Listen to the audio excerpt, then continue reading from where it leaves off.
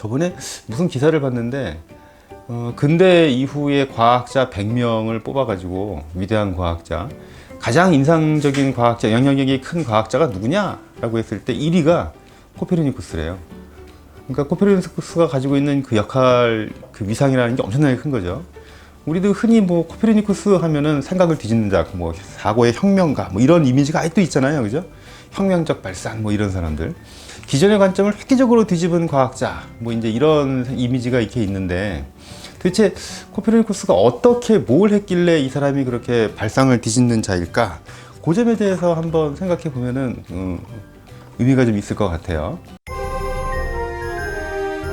우리가 코페르니쿠스를 그래서 제대로 이해하려면 먼저 아리스토텔레스의 천동설에 대해서 먼저 봐야 돼요.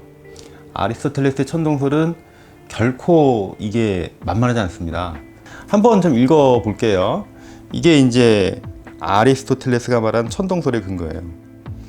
이 글을 가지고서 코페르니쿠스, 갈릴레오 갈릴레이, 그다음에 뉴턴까지 갑니다. 이거를 해체시키기 위해서. 이건 되게 의미심장한 거죠. 지구는 가장 무거운 것이기 때문에 무게를 가진 모든 것들은 그것을 향하려고 중심을 움직이려고 한다. 무거운 물체는 그 고유의 성질에 의해서 모든 방향에서 지구의 표면이 수직으로 떨어지니까 그것들이 지구의 표면에서 제지되지 않는다면 모두 중심에 모인다. 그러면 지구는 더욱더 중심의 정지에 있을 것이고 지구는 떨어지는 물체들을 모두 받으니까 그 무게로 인해 지구는 정지해 있게 된다. 이겁니다. 다 떨어지지 않냐? 다 떨어지지 않냐? 이게 왜 떨어지겠냐? 지구가 세상의 중심이기 때문이다. 이제 그 얘기예요. 그리고 그 중심의 자리에 뭐가 있다? 지구가 있다. 이 논리인 거거든요. 지금 이게 상식적으로 맞죠. 지구가 제일 세상에서 무거운 것이니까 무게를 가진 것들은 그 중심을 향해서 움직이는 것이고 당연히 지구에 있는 모든 거 떨어뜨리면 다 수직으로 떨어지지 않냐. 그러면 중심으로 다 모이는 거고 중심은 정지일 수밖에 없지 않냐. 그러니까 지구가 세상의 중심이다. 나머지 천구들은 다 지구를 중심으로 돌 수밖에 없는 거다. 이렇게 되는 거죠. 대단히 논리적이고 설득력이 있지 않나요? 근데 이거를 이제 하나씩 부셔나가는 거죠.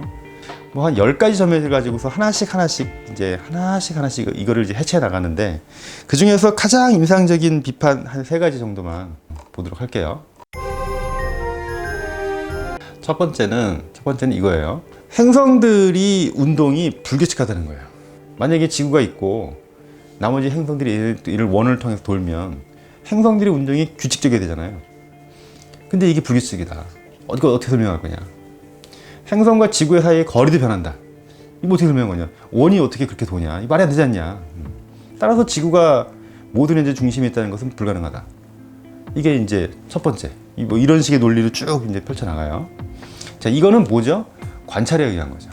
이거는 맨눈으로 천구를 그 이전부터 사람들이 관찰하고 기록한 것들을 다 기록들을 취사 선택해가지고 비판하는 겁니다. 그 다음에 두 번째는 이런 거예요. 태양을 움직이지 않고 태양의 운동을 지구가 한다고 해도, 그러니까 우리가 만약에 저 밖에 있다고 할지라도 뭔가 중심에 있고 우리가 돌아도 태양이 움직이는 거랑 똑같은 어떤 별의 출몰을 우리는 볼 수 있다. 이렇게 말합니다.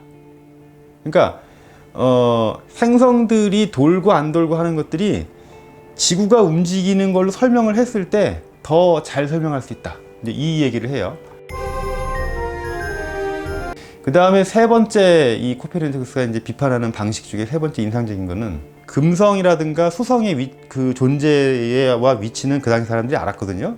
그래서 그걸 가지고 말하면서 금성이 태양이랑 45도 이각을 만약에 이룬다면 금성의 지름이 지구로부터 금성의 그 지점까지의 한 6배가 돼야 되는데 그럼 이게 그 거리 사이가 너무 크지 않냐, 뭐 이런 식의 논리예요. 이거는 수학적으로 각도하고 거리를 다 재서 하나씩 측정을 했을 때 이 말이 안 돼, 이렇게 나가는 거거든요. 이거는 이제 수학적인 어떤 그런 계산이죠. 그러니까 코페르니쿠스가 아리스토텔레스의 그 사고를 뒤집는 원리, 그러니까 우리가 코페르니쿠스 하면은 혁명적 사고를 한다라고 이제 말하는 그 사고의 3가지 근거는, 첫째는 관찰과 기록. 그 다음에 두 번째는 그 이전부터 수집되었던 모든 자료들에 대한 습득. 그 다음에 세 번째는 수학이에요. 이 세 개가 어울리니까 혁명적 사고가 이제 돌아가기 시작하는 거죠. 이게 상당히 인상적이에요. 아리스토텔레스의 천동설이 워낙에 영향력이 컸기 때문에, 그리고 이게 당시 교회하고도 밀접한 관련이 있었거든요. 그러니까 이게 막 깨지는 순간 그 이전까지 세상의 질서, 지배와 피지배의 질서가 다 깨져버리는 거예요. 그러니까 이거는 어마어마한 위력이 있는 거거든요. 코페르니쿠스의 직업이 수학자이면서 성직자예요. 교회 소속된 사람이에요, 이 사람은. 그러니까 너무 잘하는 거예요. 천동설을 비판하고 지동설을 주장하는 사람들은 그 이전부터 계속 있어 왔거든요. 근데 그냥 대강 비판하는 사람들은 교회도 눈 넘고 넘어가요. 그게 말이 되니 하면서. 근데 이거를 딱 그냥 각을 잡고 제대로 비판을 들어가면은 교회가 어떻게 했겠습니까? 화형. 처단해 버린다니까요. 그러니까 코페르니쿠스가 이 생각을 맨 처음에 자기가 수학적으로 이걸 증명했을 때 벌벌벌 떨어요. 이게 맞다는 확신은 있는데 발표는 안 하려고 그래요. 절대로. 그래서 계속 숨겨요, 이거를. 계속 숨기다가 코페르니쿠스의 제자가 코페르니쿠스의 글을 이제 배운 거죠. 배우고 제자도 역시 너 맞다 이게 해가지고 이거를 제자가 몰래 기록해가지고 세상에 몰래 알려요. 코페르니쿠스 모르게. 그래서 코페르니쿠스가 유명해진 거예요. 책주가는 안 해요. 그래도 끝까지 안 하고 있다가 코페르니쿠스가 제자가 계속 설득해요. 이거 빨리 우리 해야 된다. 안 합니다. 코페르니쿠스가 알거든요. 이게 알려지면은 큰일 난다 해가지고 발표 안 합니다. 발표 안 하다가 언제 발표를 하냐면 설득을 당했죠. 책을 발간을 해요. 그리고 그 해 죽어요. 그러니까 다 늙어서 이때쯤 난 내일쯤 죽을 것 같아. 됐어. 이제 이때는 이제 책을 써도 될 것 같아. 나를 화형시키는가 말든가 하면 그때 발간해요. 그때. 그러니까 그 두려움과 공포가 얼마나 컸는지 이게 나오죠. 그러니까 갈릴레이도 마찬가지잖아요. 이제 지구는 돈다 하고 왜 재판 당하고 나서 거기서는 이제 맞습니다 하고 나와서 뭐 맞아요 이렇게 말했듯이 이게 되게 공포였던 거죠, 이 사람들한테는. 그래서 쉽지는 않겠지만 이 정도면 코페르니쿠스가 왜 위대한 사람이고 왜 혁명가인가가 어느 정도 좀 전달이 되시지 않으셨을까. 감사합니다.